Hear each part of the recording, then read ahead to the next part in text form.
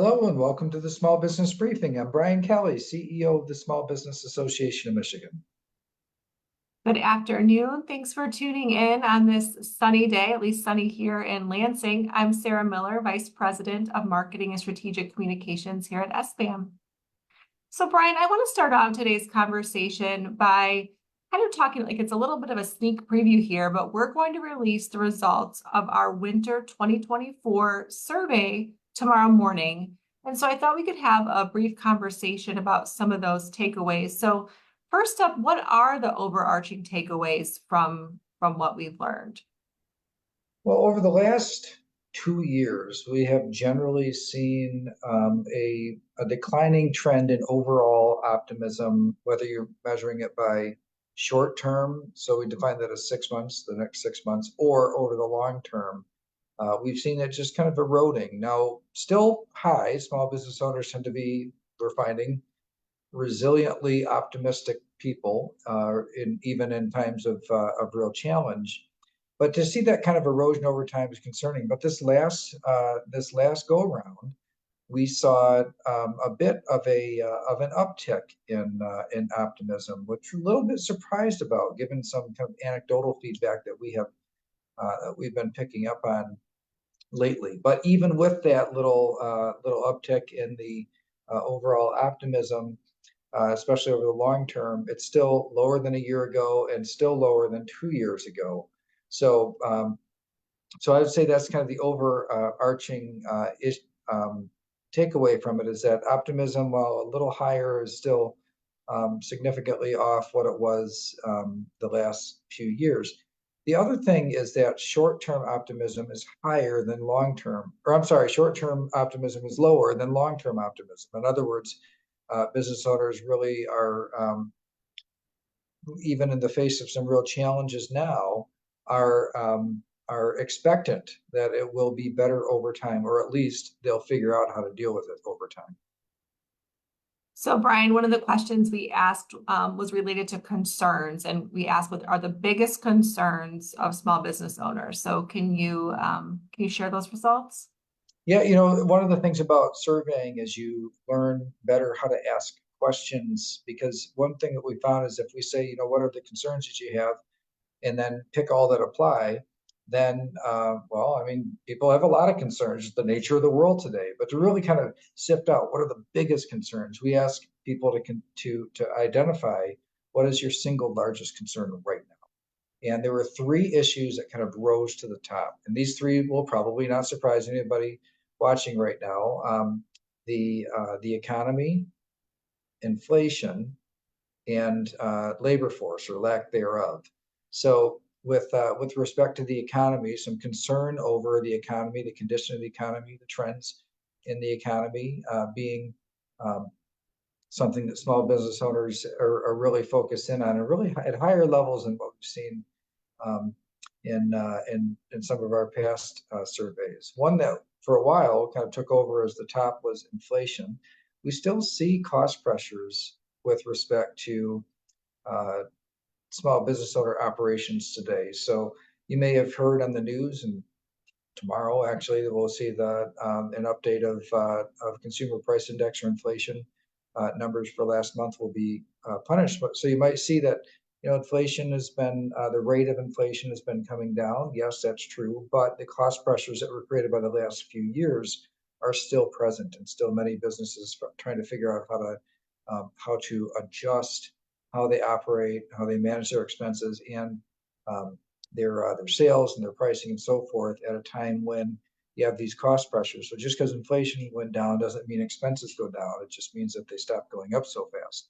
So not surprised to see inflation come in as a concern. And by the way, I think that inflation and economic concerns, so somebody says my biggest concern is the economy, and another says my biggest concern is inflation, I believe there's significant overlap there. That the pressure people feel with respect to the economy is very closely tied to the pressures they feel with rising costs. The and then the final item was labor force. And over the long term, this has been a concern for a long time, that Michigan just has a shrinking labor force. It actually had the chance to look at some enrollment numbers, kind of projecting out to the future, and um, the number of kids that are in ninth grade, so entering high school, those who will be entering the workforce in 5, 6, 7, 8, 9 years, and it's 15% fewer than it was 20 years ago. So just the pipeline itself is 15% smaller than it was around the year 2020. So that is a pretty big concern. And of those three that were identified by our members, it's the one that really there's not a lot of signs that that's going to get better anytime soon. So Brian, you've said this before, and we think that small business owners often see and feel economic risks before the overall economy does. So how concerned are small business owners about the economy based on this survey?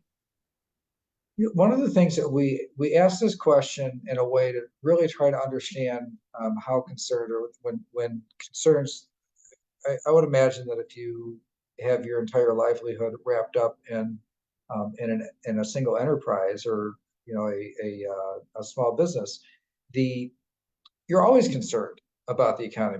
But the way that we ask the question is, are you taking any actions right now to prepare for the possibility of a recession? And that's really where I think we get some good insight. It's not that there's a concern, but that the concern is big enough to where it's leading to action.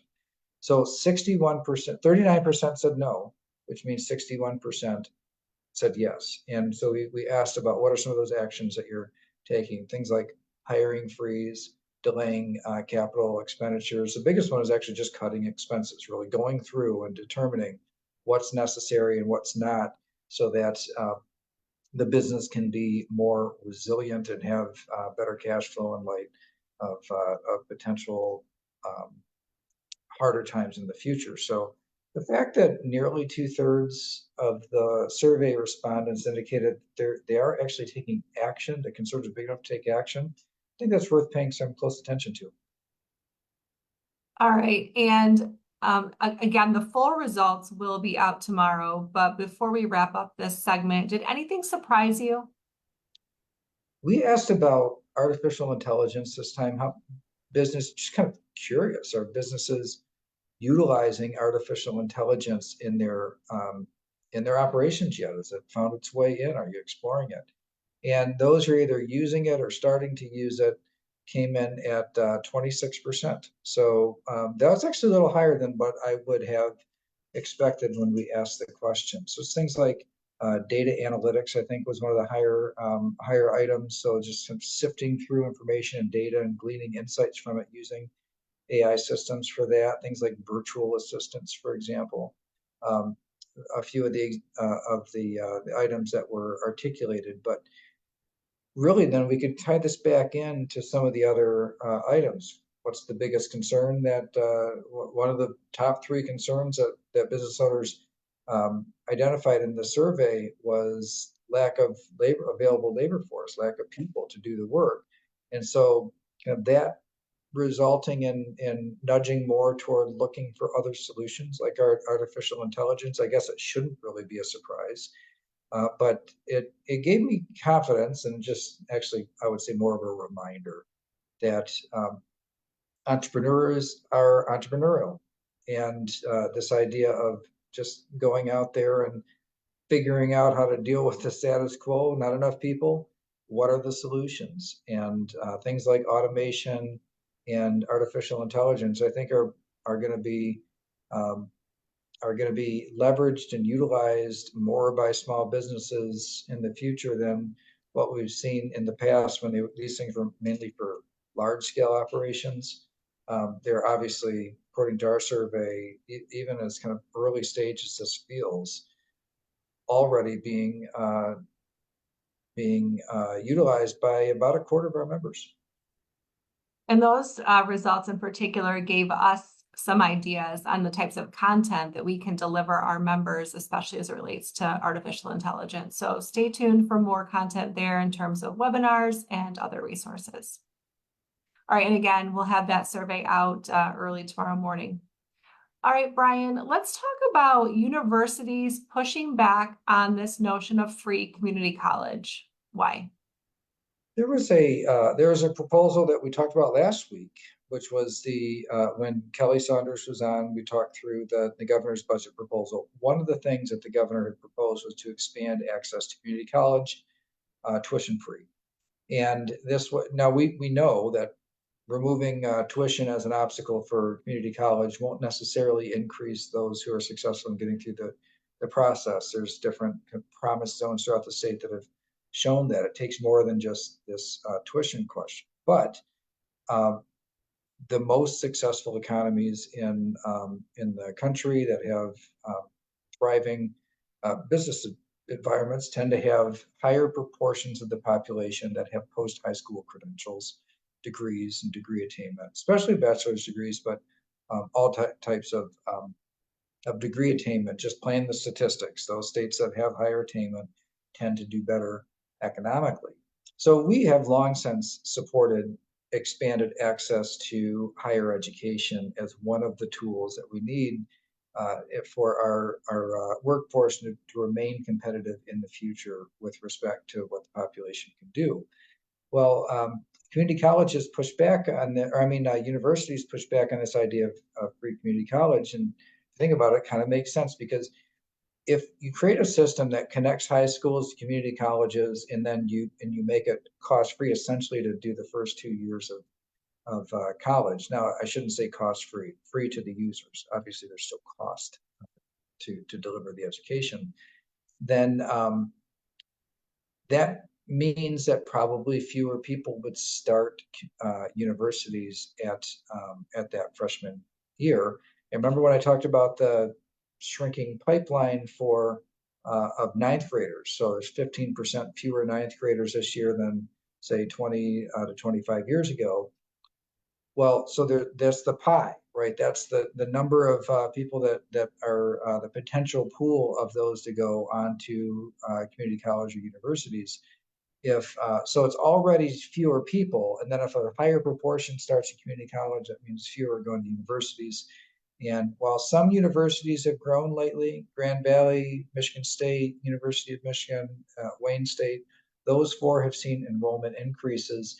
The other 11 public universities have actually seen enrollment declines over the last several years, especially. And so any kind of movement away from universities to community colleges naturally has those universities concerned. So it is something that the state, if they want to have the public universities still available, we'll have to figure out how to deal with the unintended but not unanticipated consequence that you'd see further enrollment decline in universities. So they spoke up this week, and it's got to go through the whole process now. Just a proposal that the governor made, and then it goes through the legislative process. So we'll see where it ends. But at the end of the day, um, I would be pretty surprised if we don't see later on this year expanded access to community college in some way, shape, or form. All right. In other news, Governor Whitmer announced that checks are being mailed out to some Michiganders. So who will get them and why? There's this tax credit called the Earned Income Tax Credit. And last year, that was increased. It's just a piggyback on the federal tax credit. So there's a federal tax credit. In Michigan, as of last year, said whatever your federal tax credit is, Michigan will tack on another 6%. So if your federal tax credit was say $1,000, then Michigan would give you 6% of that $1,000 or $60. So last year, though, that earned income tax credit was increased, the state level was increased from 6% up to 30%. And so a pretty significant increase. So what that means is that same $1,000, if you get $1,000 earned income tax credit at the federal level, the state will chip in another $300. Because that was a controversial tax change, not this provision, but that whole bill had other stuff in it that was very controversial. It didn't get what's called immediate effect. Didn't go into effect until this year. And but the bill said it was for last year's taxes. So here's what they're going to do. They're going to look at everybody who filed an earned income tax credit and got that 6% tax add-on, and then they're going to mail them a check. And I think they're actually going to do paper checks. It's a political thing. People get a check in the mail, and so that's really kind of a political decision to send out paper checks. But anyway, the people will get checks, and the check will be for the other 24%. So the bill didn't go into effect last year, but people will still get the tax refund. They just get it late. So that'll be sent out. And I think they'll be sent out forthwith. I mean, yet this month. So if you filed an earned income tax credit, or if your employees filed an earned income tax credit, they should expect a check in the mail for an increase which will amount to 4 times more than what the state add-on was before. The one other thing I'll mention about the earned income tax credit, that's something expanding or increasing the earned income tax credit is something that SBM supported last year. And the reason that we supported it is because it is only available to people that have earned income. In other words, that work, that have a job. So this is for people that have a job that are under certain income thresholds. And so lower income workers get this earned income tax credit. We definitely favor rewarding those who work and encouraging work as a social service, as opposed to making it easier not to work. So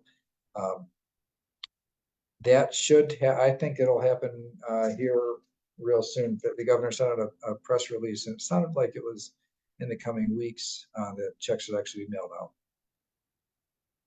All right, and finally, there is a new Office Insights report from Martin Commercial Properties. We've had Van Martin on the show before. What does this latest report tell us? Yeah, this is so Martin, which is especially in the Lansing area, but other parts of the state too, is a real dominant player in the real estate market, and they do these insight reports for retail, industrial, and office. And so I was reading them over for the Lansing market, and I found it to be the office report to be quite insightful.